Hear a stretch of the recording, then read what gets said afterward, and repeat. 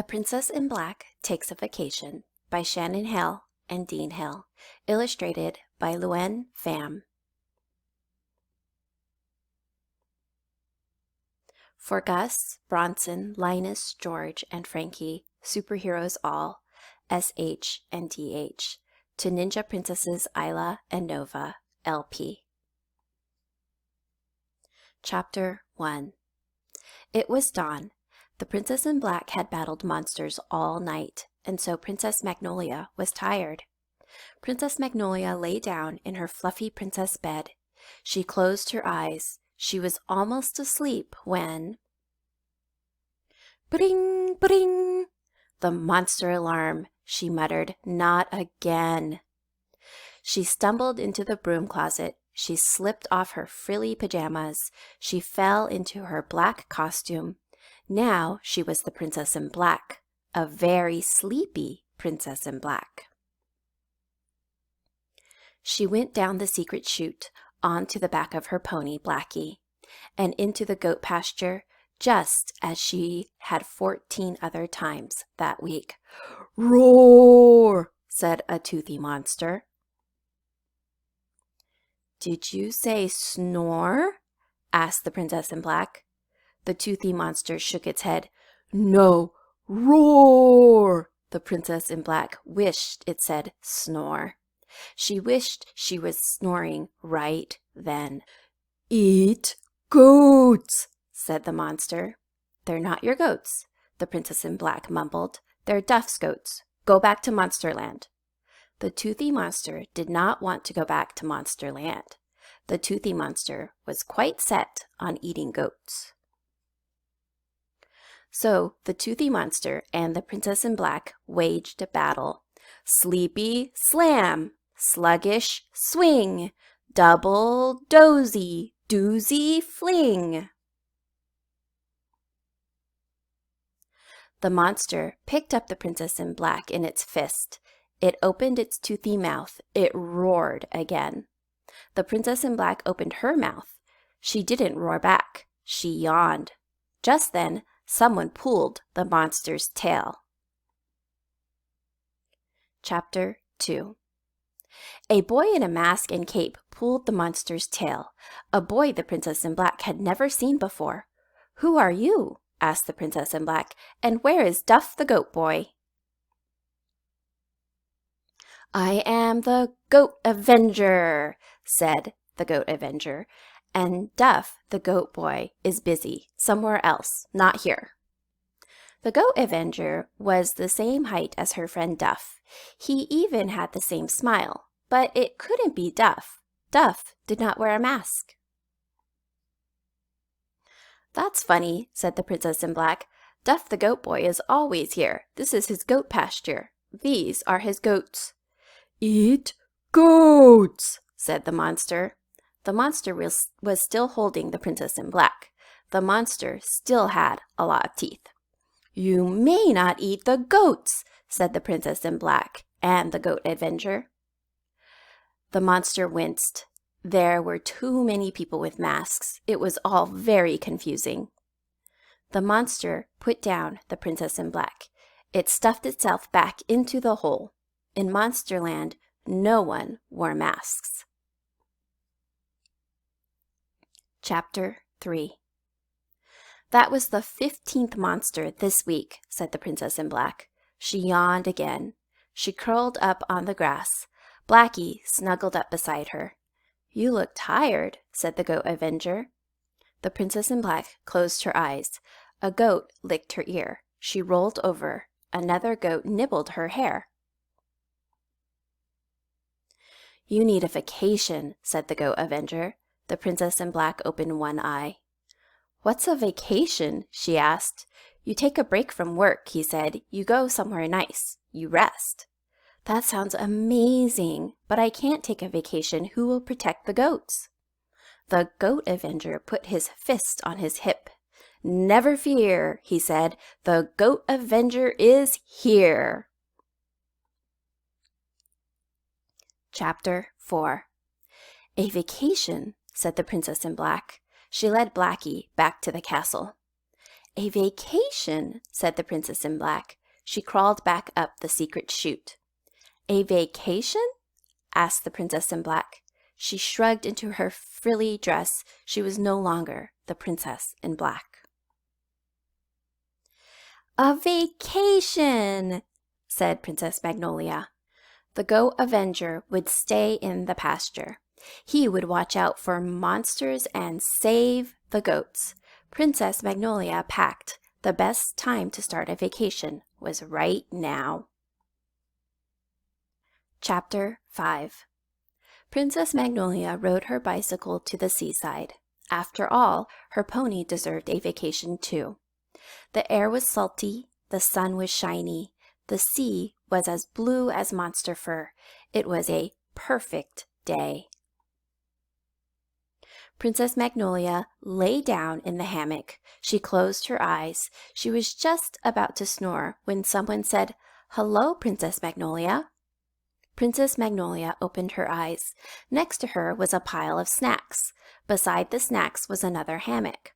On the hammock was a book. Behind the book was Princess Sneezewort. "What a surprise," said Princess Magnolia in her cheeriest, sleepy voice. "You sound tired," said Princess Sneezewort. "You should take a nap. I'll make sure no one wakes you." "Thank you, Princess Sneezewort," said Princess Magnolia. "Of course," she said. "That's what friends are for." Princess Magnolia closed her eyes again.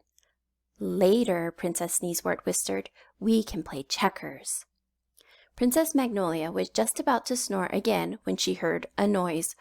Roar! Princess Magnolia kept her eyes shut. A monster? On the perfect beach? Impossible. Roar! Princess Magnolia squeezed her eyes shutter. Maybe she was already asleep. Maybe she was dreaming. Roar! Princess Magnolia peeked with one eye. A huge head rose out of the water. The head was on a long neck. The neck was attached to a massive body. A sea monster was terrorizing her perfect beach. "Sorry," said Princess Sneezewort. "I didn't know how to make sure a sea monster didn't wake you." And Princess Magnolia didn't know how to make sure a sea monster didn't hurt Princess Sneezewort. Princess Magnolia wore glass flip-flops. Princess Magnolia sunburned easily. Second-story windows made Princess Magnolia feel woozy. Princess Magnolia could not fight a sea monster. Chapter 6. The goat Avenger stood tall in the goat pasture, fists on hips, chin raised, smile sparkling. He waited for monsters to come. The goats chewed some grass. The goat Avenger chopped at the air. He rolled on the grass. He said, "Yah! Yah!" The goats swallowed. Then they chewed some more grass. The goat Avenger tried out some catchphrases. "Back, monster! Back to your infernal pit! Beware! Watch out! Shoo!" One of the goats burped. The goat Avenger went over to the hole. Monsterland was down there. All week long, monsters had been climbing out of that hole. The goat Avenger had created his own monster alarm using ropes and bells, but nothing moved. "Hello?" the goat Avenger whispered. "Monsters!" The goats chewed more grass. Chapter 7. "Maybe if I just lie here, the monster will go away," thought Princess Magnolia. "Roar!" said the sea monster. "Eat people!" The people on the beach screamed. "People are screaming," said Princess Sneezewort. People ran. "People are running," said Princess Sneezewort. "Should we run too?" People dropped ice pops in the sand. "The boy dropped his ice pop in the sand," said Princess Sneezewort. "Eat people!" roared the sea monster. "People, yum!" Princess Magnolia sighed. "You're right, Princess Sneezewort," she said. "We should run." Some say the princesses don't run, but these two did. They ran very fast. Princess Sneezewort ran toward an ice pop stand. Princess Magnolia ran toward a bathing tent. She needed her disguise, and fast. Nobody knew that prim and perfect Princess Magnolia was secretly the Princess in Black, but she had to keep the sea monster from eating people, especially Princess Sneezewort. After all, that's what friends are for. Chapter 8. Duff the Goat Boy sat and watched the goats chew. His mask had itched, his cape had chafed, so he'd taken them off. He wished he'd brought a book. Clang, clang, clang! The monster alarm, said Duff. Duff shoved on his mask. He tied on his cape. He was no longer Duff the Goat Boy. Clang, clang! The Goat Avenger put his fist on his hips and said, "Ha ha!" Nothing came out of the hole. Clang, clang! The rope on the monster alarm was wiggling. The goat bells were clanging, but there was no monster in sight. Chapter 9. The Princess in Black stood on the beach. She said, "Sea monster, you may not eat people." "Roar!" said the sea monster. Its tail slapped the water. A wave crashed to shore. Maybe it can't hear me, she thought. The Princess in Black climbed onto a rock. She cupped her hands around her mouth. She said, "Behave, beast!" "Roar!" said the sea monster. Its tail whipped the beach. It barely missed the ice pop stand. Maybe it still can't hear me, she thought. She leaped onto its tail. She started to run up. Suddenly, the tail lifted into the air.